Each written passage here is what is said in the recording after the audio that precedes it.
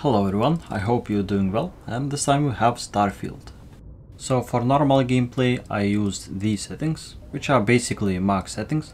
Dynamic resolution is off, render resolution is 75%, of course motion blur is off, I'm using FSR 2, and sharpening and film grain are at 0, of course.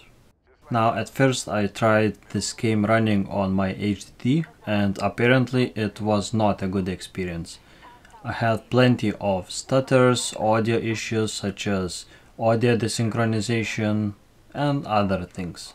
So if you are playing this game, I highly recommend and insist on playing on SSD because it's mostly going to be unplayable on HDD. So in such rare case where I have to install the game on my SSD, the SSD is Samsung 850 EVO by the way, and unfortunately my on-screen display doesn't track SSD utilization, only HDD, so please ignore that for this video. And talking about RivaTuner statistic server, I finally got the access to GPU busy feature, which was released very recently, just a couple days ago. Now it is quite an extensive topic, and I will link video explaining what it is and what it does. Now as you can see, I added additional frame time graph, which has 3-second delay, and that was necessary to provide smooth frame time delivery. So yeah, that's a bit unfortunate, but that's the limitation of GPU busy feature. And ideally you want GPU busy and frame time milliseconds to match, so this is almost perfect case scenario. Now if you see that red frame time graph way above GPU busy graph, it indicates that the limitation is not the GPU and something else in the system. It might be CPU, it might be memory speed, might be API or other things. It's hard to tell really. And now at least we can differentiate which is the GPU limitation and which is system or game limitation.